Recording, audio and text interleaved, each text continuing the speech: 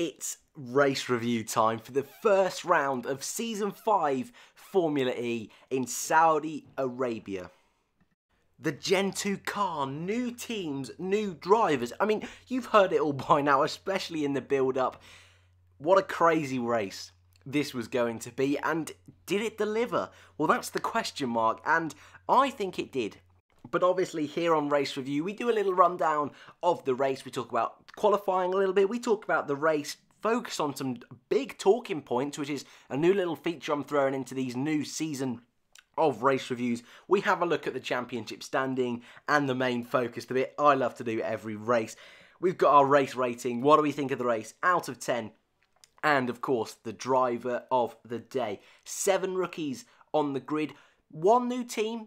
Really, but then we all, in the form of HWA, but we also had Nissan and BMW fully coming on board as a manufacturer. Then let's start off then with the qualifying result, and this was your provisional qualifying. You had Antonio Felix da Costa on pole with Tom Dillman in P2, and Jose Maria Lopez in the Dragon P3, so a Neo P2, a Dragon P3 and a BMW pole.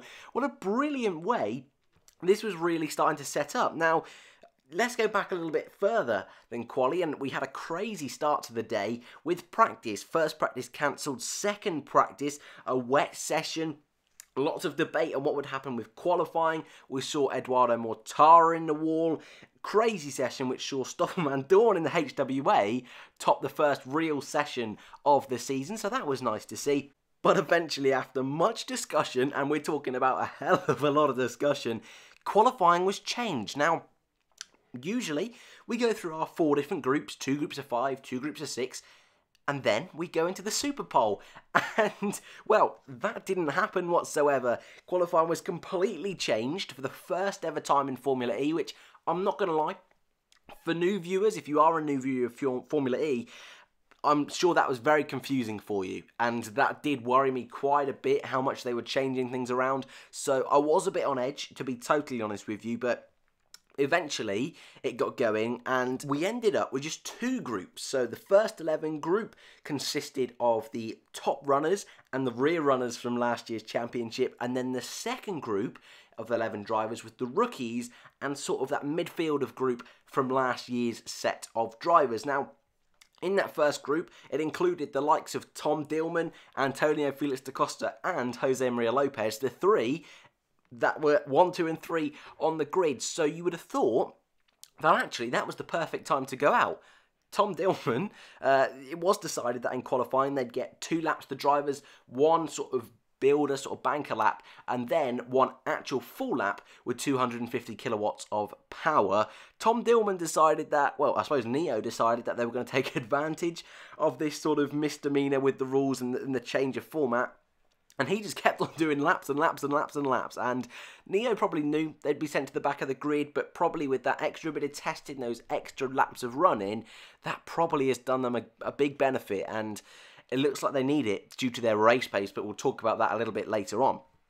But Tom Dillman did his thing, qualifying, first group done. Like I say, the top 3, da Costa, Dillman, a bit surprisingly, and Jose Maria Lopez. Second group, the first load of guys started going out. You had big names from the midfield like PK Jr., Mitch Evans, Andre Lotterer, Felix Rosenqvist, who was doing his 1 race almost return or farewell from Mahindra and Formula E for now.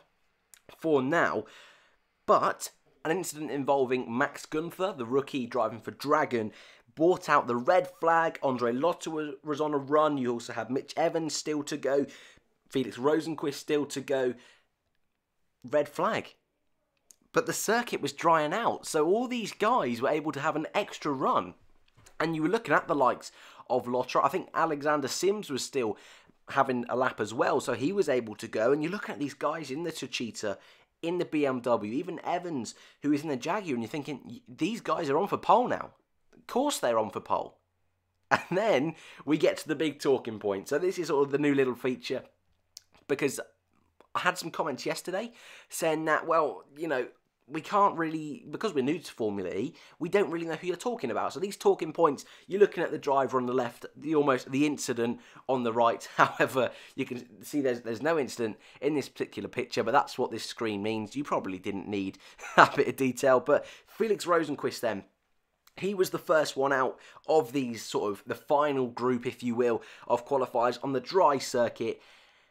And wow, in his final quali in Formula E, binned it into the wall. I mean, it was painful to watch. Considering last season, I raved so much about this guy, considering he picked up 3 wins over the course of his mini Formula E career to date.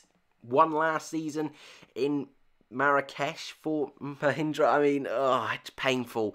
It was so painful to see. Straight on, I think was it the last couple of corners.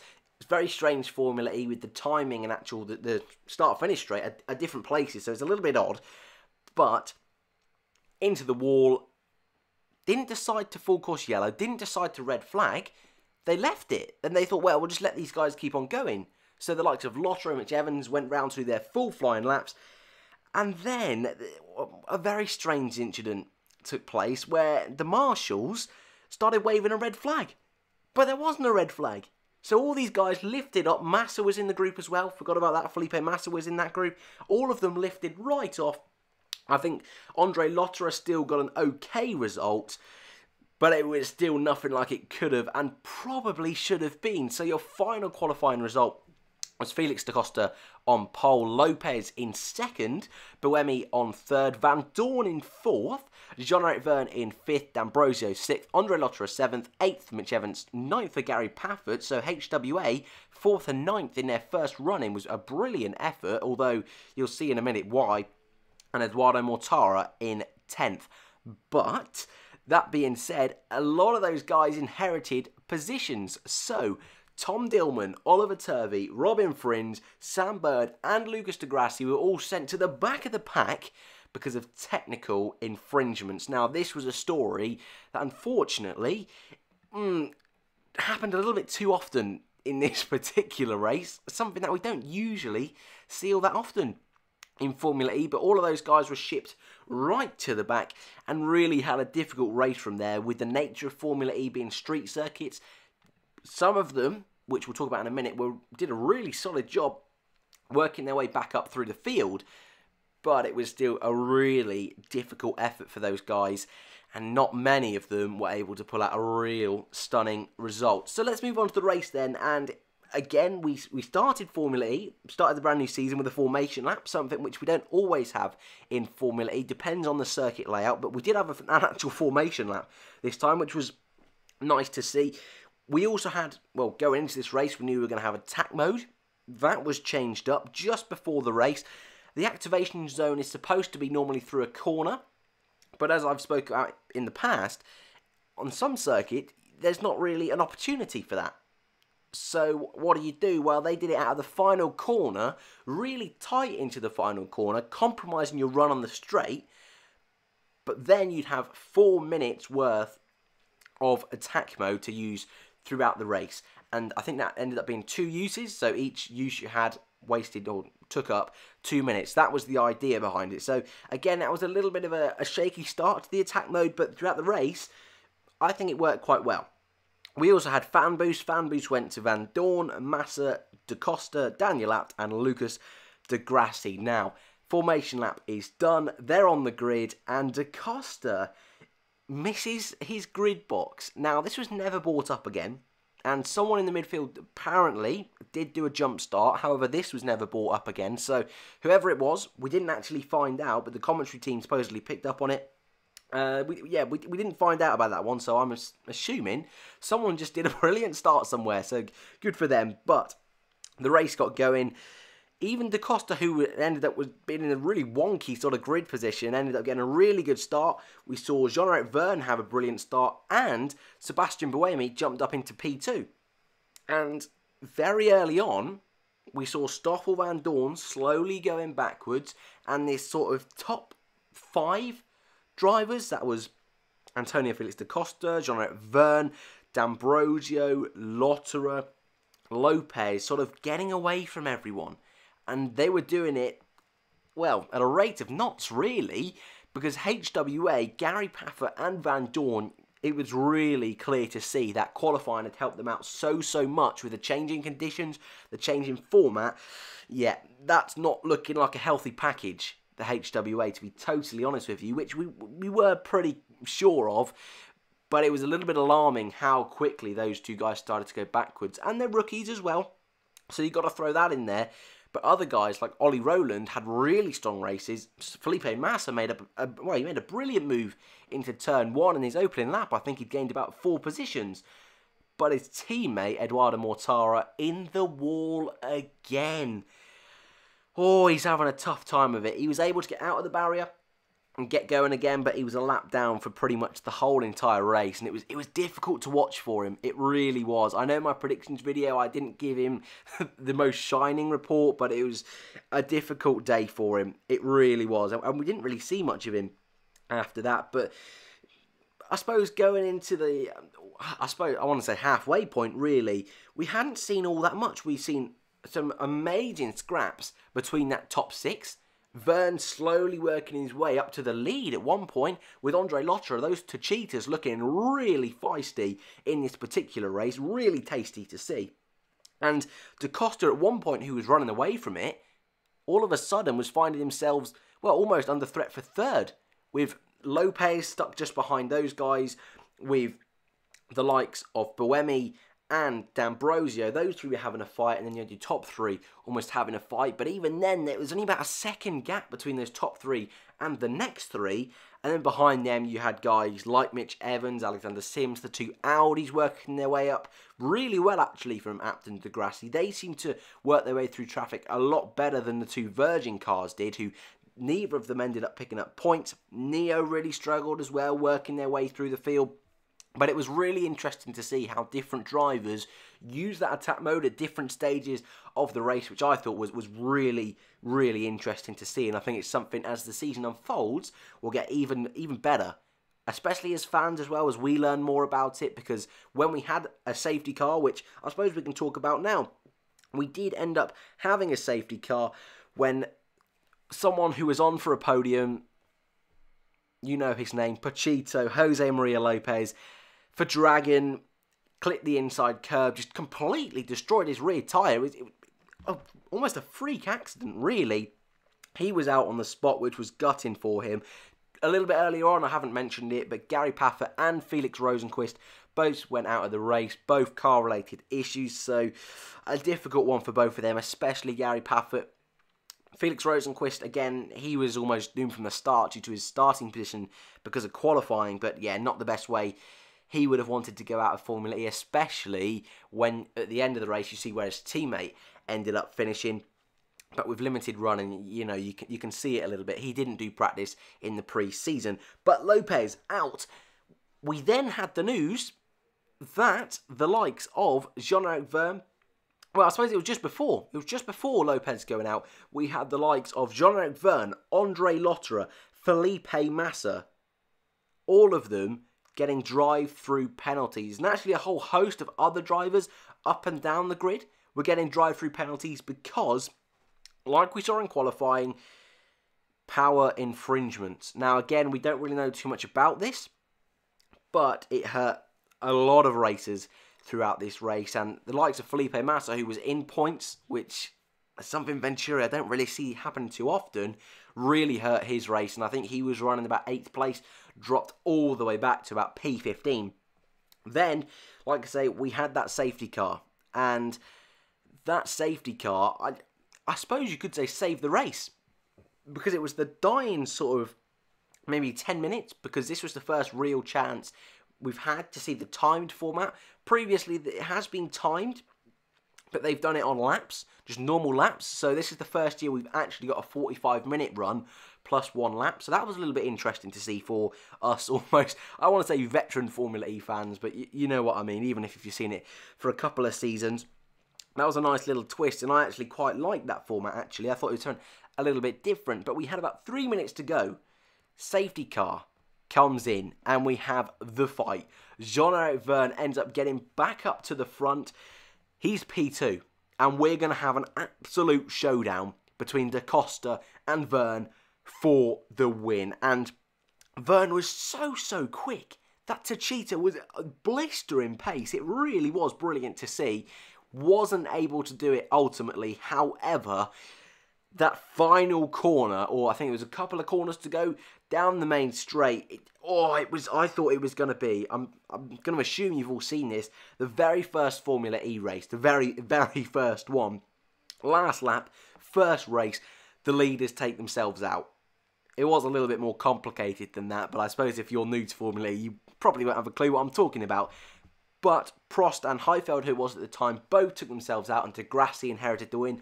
And I thought it was going to happen again. Verne was going for that dive bomb. Da Costa was not going to let him. Went defensive, but Verne just still tried to look for any sort of gap. It was, I was screaming. I was screaming. I honestly thought they were going to make contact, which would have been gutting, even though I would have seen Mitch Evans on the podium. So I'd be very happy about that one.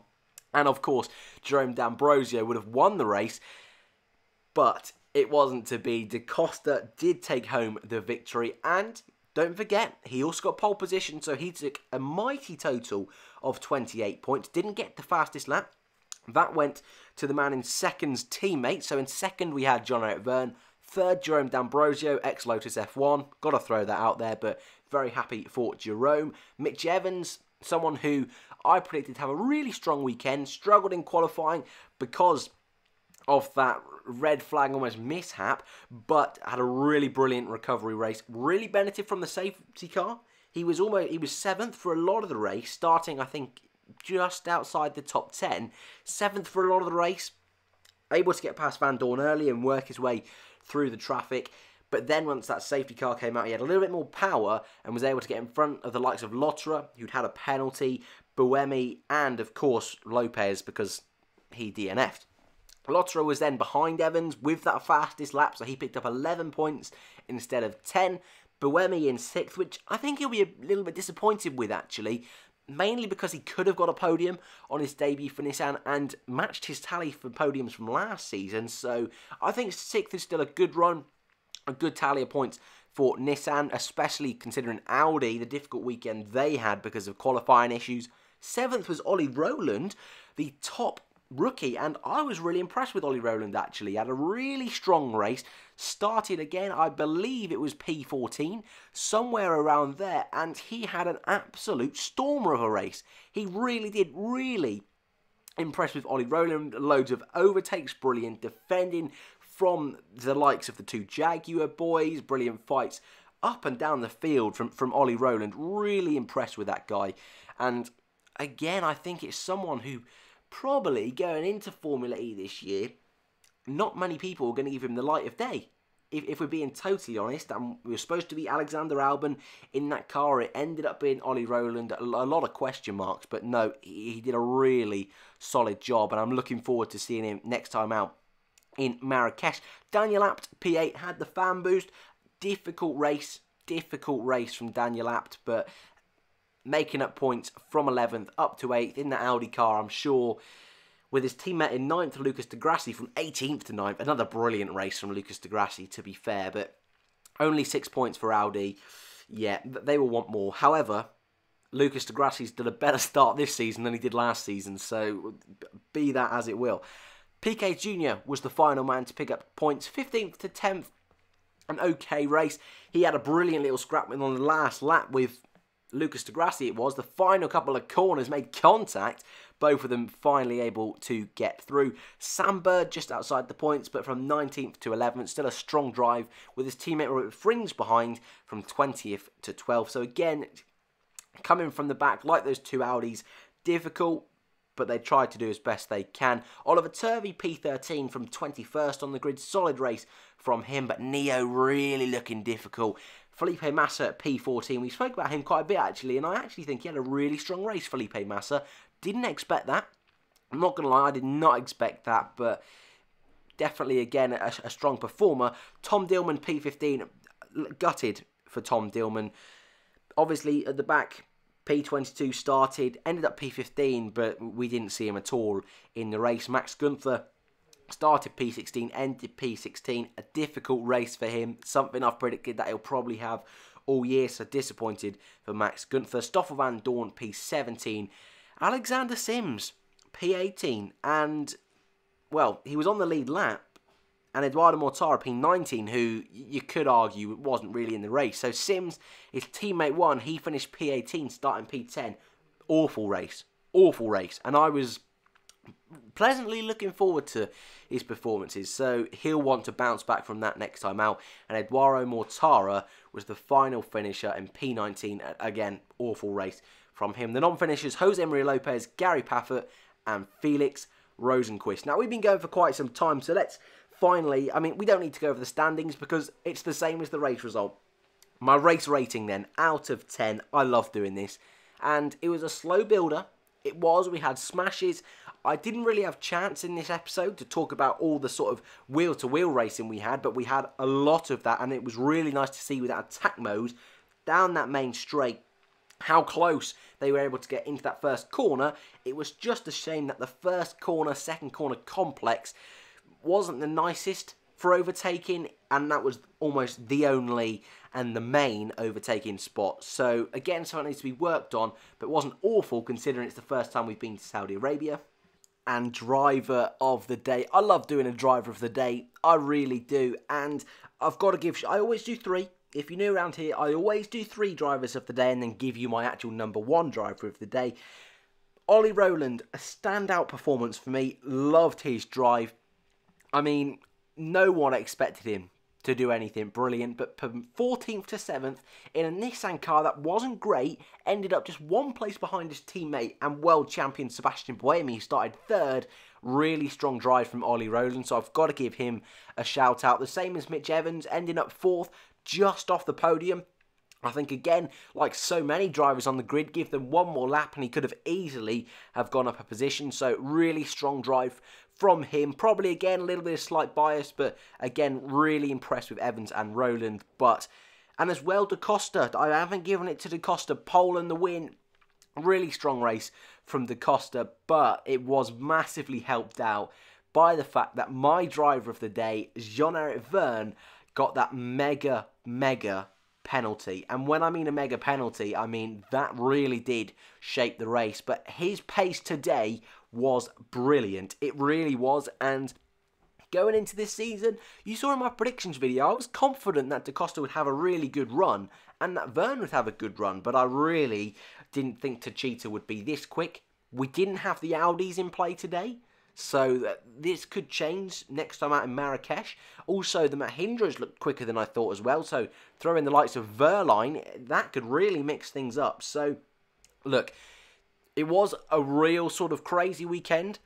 But Vergne, I think a lot of people will agree, was the standout performer today. My driver of the day, 6 out of 10 for the Saudi Arabia E-Prix. Let me know in the comments below, who would you give driver of the day to? What do you rate the race out of 10? Next time out is Marrakesh on the 12th of January. Around here on this channel, you know I'm going to be pumping out Formula E content. The Formula E show is back next week, talking news, talking gossip in the world of Formula E. I'm sure I'll be doing stuff with the F1 Word about Formula E, so you can go check out him as well. We also did a little predictions for the weekend, which I've done a predictions for the season, all that good stuff. I'll also be talking, I think you guys might know about this, will Fernando Alonso join Formula E? That's been a really fun topic to be looking at, and I think he might do it, just to give you a little insight there. But guys, 12th of January, the next race, and then I think a couple of weeks after that, we head to Chile. So Marrakesh and Chile next. Thank you guys for watching, and I'll see you in the next one.